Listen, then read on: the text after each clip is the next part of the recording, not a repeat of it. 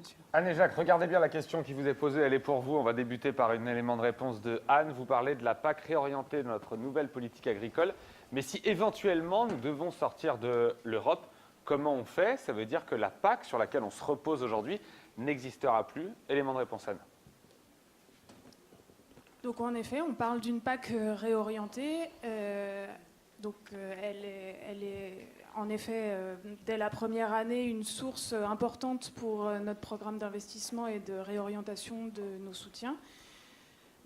Si on sort de l'Europe, mais c'est quand même pas l'hypothèse principale, il faut savoir quand même que la France contribue au budget européen. Donc finalement, les 9,1 milliards d'euros qui fondent le montant que la France reçoit sur la politique agricole, c'est autant de moyens financiers qui peuvent rester et continuer à contribuer à la politique agricole.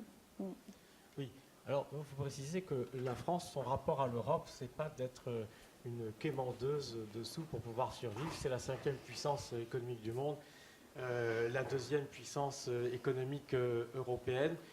Et la France n'a pas besoin des subsides de l'Europe pour vivre et pour se développer. La France est contributrice nette au budget européen et elle en est très fière et très contente. Et nous ne faisons pas partie de ceux, je l'ai lu notamment dans le programme du Front National, qui voudraient, dans leur négociation à l'Europe, admettre éventuellement qu'ils y restent un petit peu, à condition qu'ils soient plus contributeurs nets.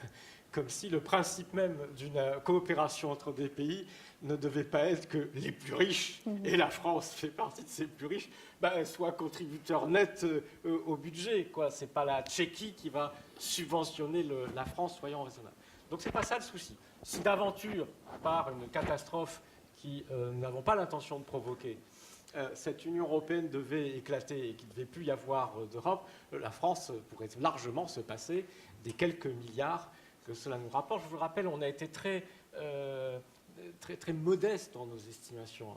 Moi, franchement, je veux dire, l'économiste que je suis, ça me fait doucement rigoler quand on dit qu'on a 173 milliards ou 180 milliards de recettes, parce que moi, j'en ai 150 milliards sous le coude, en plus de tas de trucs qu'on n'a pas pris en compte, et qui sont des vraies ressources potentiellement mobilisables, et assez rapidement. Donc du fric, on en a, mais on ne sait plus quoi en faire.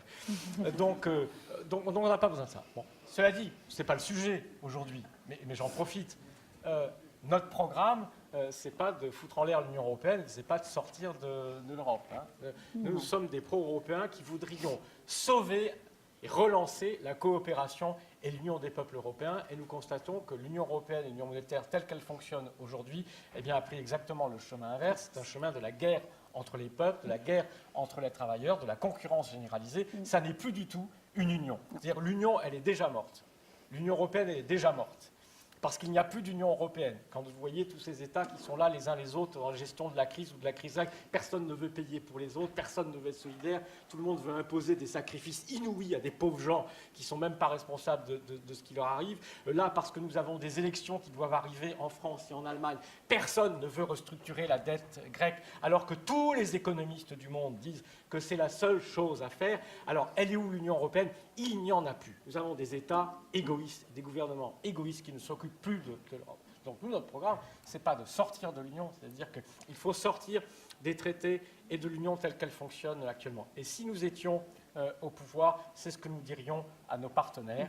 Et comme la France est une grande puissance et qui peut imposer ses conditions, et qui peut désobéir unilatéralement, c'est-à-dire que la France, dès que nous arriverons au pouvoir, ne fera plus des choses qui sont inacceptables, même si c'est inclus dans les traités.